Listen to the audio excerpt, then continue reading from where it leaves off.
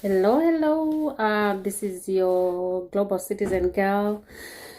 I just wanted to come on in. I know it's Sunday, May 31st, and I wanted to come in because the last week when I posted a video on how to change your thoughts and transform your life, I got a lot of feedback. So welcome to our subscribers.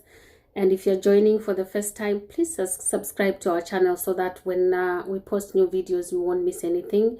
And push that like button so that at least this information can reach as many people as is needed. Because the reason why I do these videos is to add value to people.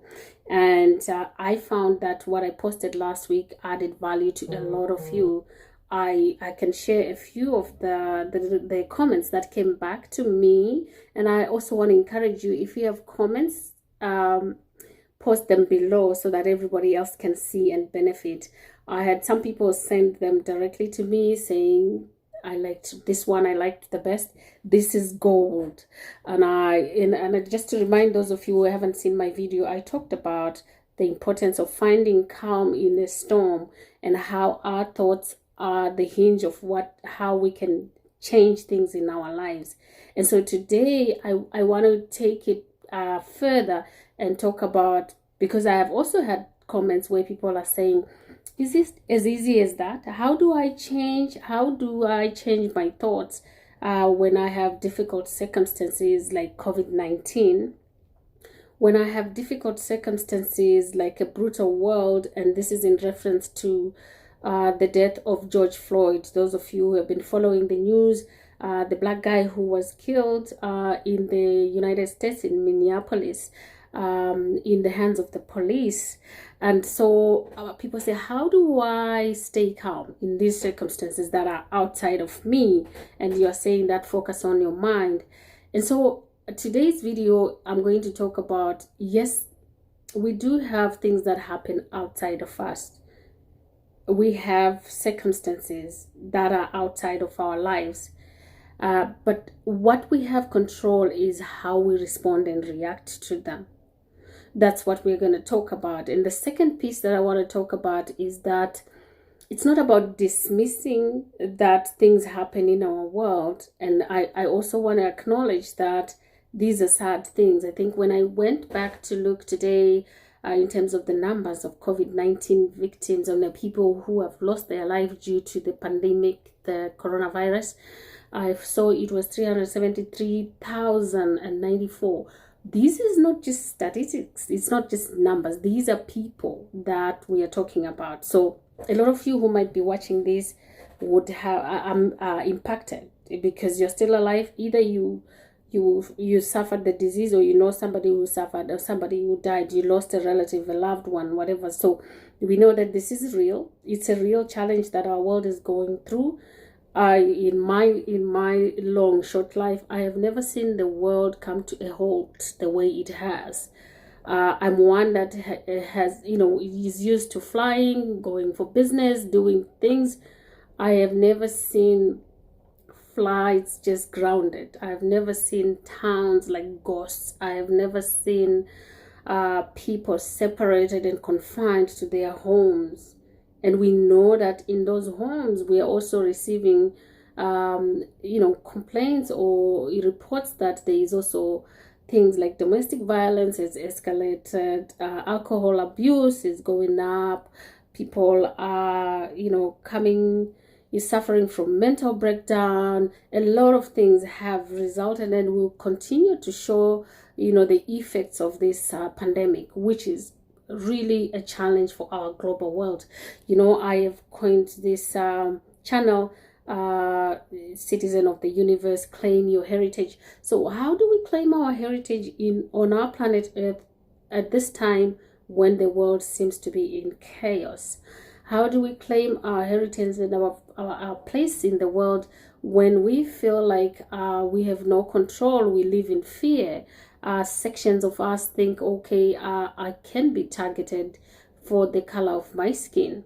And I'm not only addressing racial, the differences in, the kind of the treatment that we get because you have a different skin tone.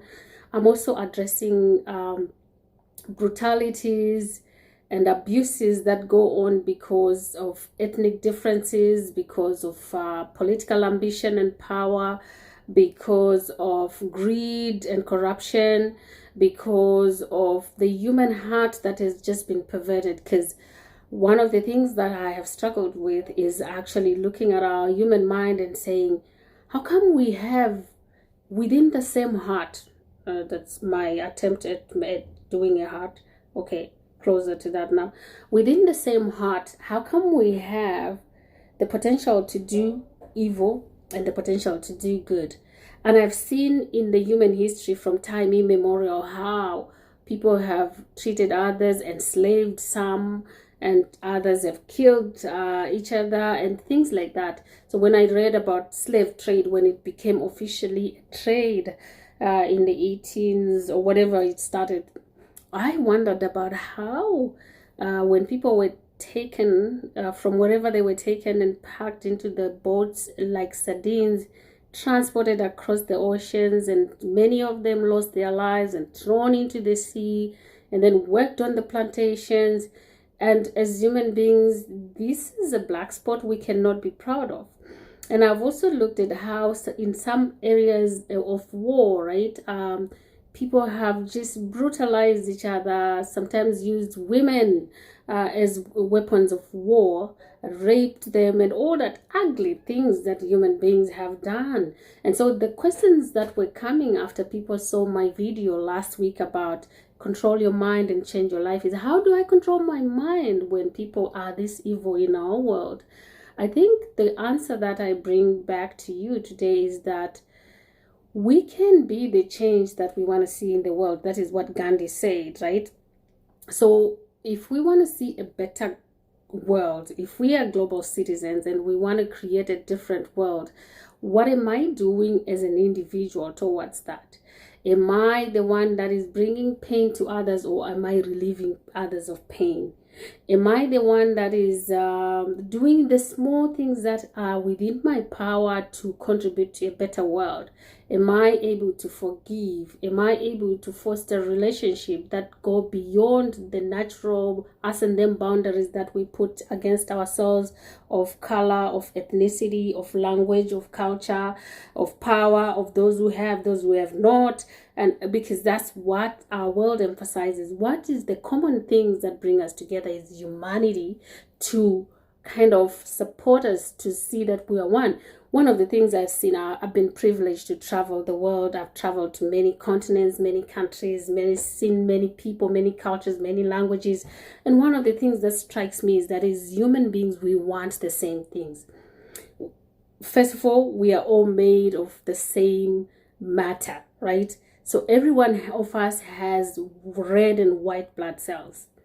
And then every one of us is born and every one of us is going to die. I think those are the things that should tell us that, you know what, we are the same. Whether we look pink or yellow or purple, whatever our color is, as human beings, we are the same.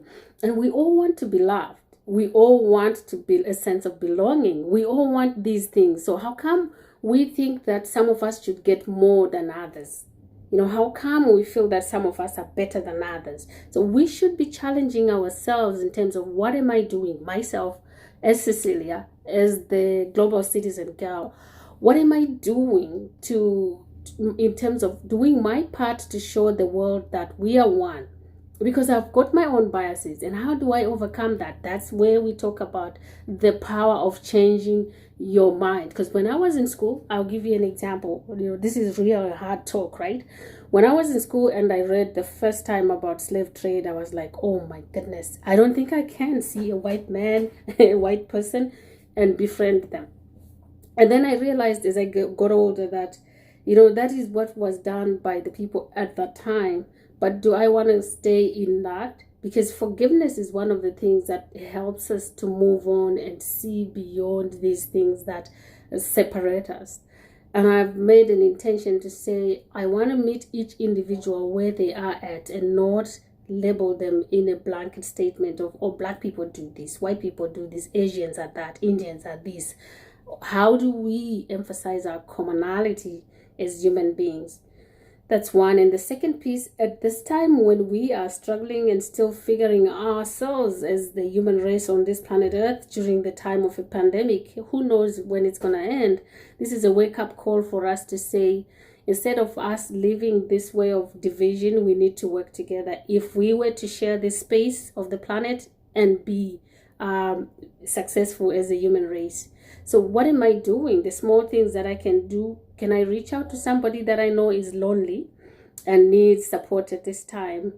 Can I reach out to somebody that I know because of COVID, they always usually work from hand to mouth and they don't know where to get the next meal from? Can I share what I have? So what are the little things that you as an individual can do to make a difference? And I think that's what is going to change our world. So changing our thoughts in this case is focusing on the positive and living in the hope of the goodness of humanity. And remember, I shared last week that when we see the dark side of human beings and we focus on that, that's what we will get, because what we focus on and expand. And because our thoughts, our feelings and everything else is energy, so the energy we put out there is what attracts the energy that is going around there. So if we put out the energy of hatred, we'll see more of that in our world. So how about you as an individual? Focusing on the positive energy that you want to be putting out there from today on. That way you will be playing your part in contributing to a better world. So if you have comments, please put them below. I would love to hear your comments on how this is helping you. If you think somebody else can benefit from this, please share. I also encourage you, if you haven't subscribed, please subscribe to this channel so that when we post a video, you get it. And also, don't forget to give us the likes. Those likes keep us coming back to share and add value to yourselves. Take care of yourself. We'll see you again next week.